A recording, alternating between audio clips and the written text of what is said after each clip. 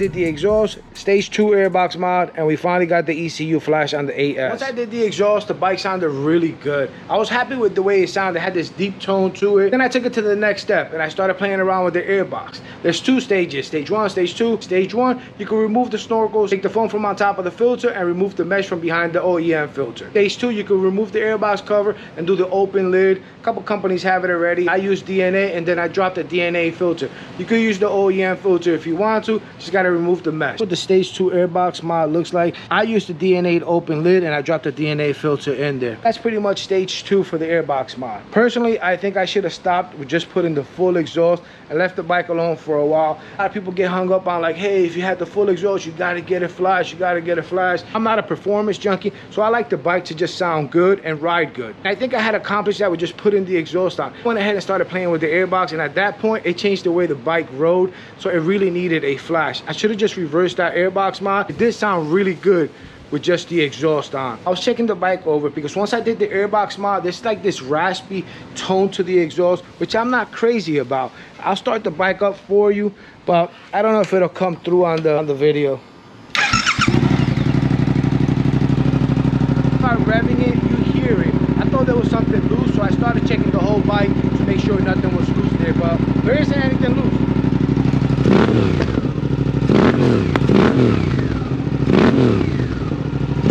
Took off the DNA open lid. I went back to the original cover. I'm gonna start the bike for the first time together, so like that maybe you guys can capture a different sound on the exhaust or not.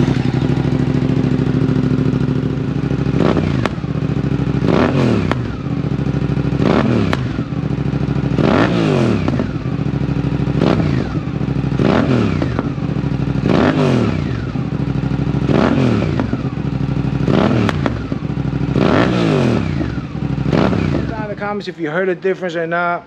I feel like with the cover on, it has a deeper tone. I like the way it sounds like this. I gotta take it out on the road and ride it, and I'll update you guys. When you go online to purchase the flash, they let you know that that's for track use only. Just keep that in mind. If you want to get the full benefits of the tune, you have to disconnect the O2 sensor. The O2 sensor is right there. You would have to follow through to see where it's connected on top and disconnect it from there. Don't disconnect it from here. That's the wrong way to do it.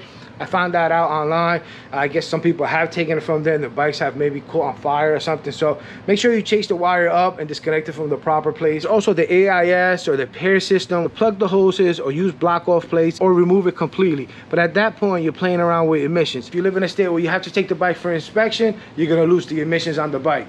You're gonna kind of run into some trouble. I live in Florida. They don't check for emissions, but if you live in a state that checks for emissions, you might have a hard time getting the bike inspected if you need to take it for inspection. As far as the flash, they go in and they play around with A and B mode. A mode, very responsive. I'm not gonna say snatchy because a seasoned rider is not gonna have an issue with it.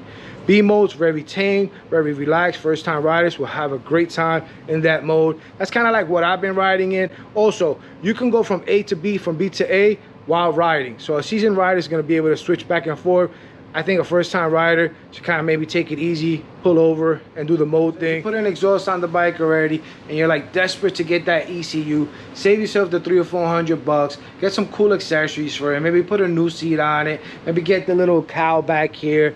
I don't know, there's other things that you can spend that $300 or $400 on before you do the ECU flash. The ECU flash can wait a while. If you're a performance junkie, you're not gonna wait. I know you're gonna wanna do it right now. Go ahead and do it, because definitely there's performance gains there for sure. For the average rider, enjoy the bike for what it is, get some cool stuff on it, ride safe, and I'll catch you guys on the next one.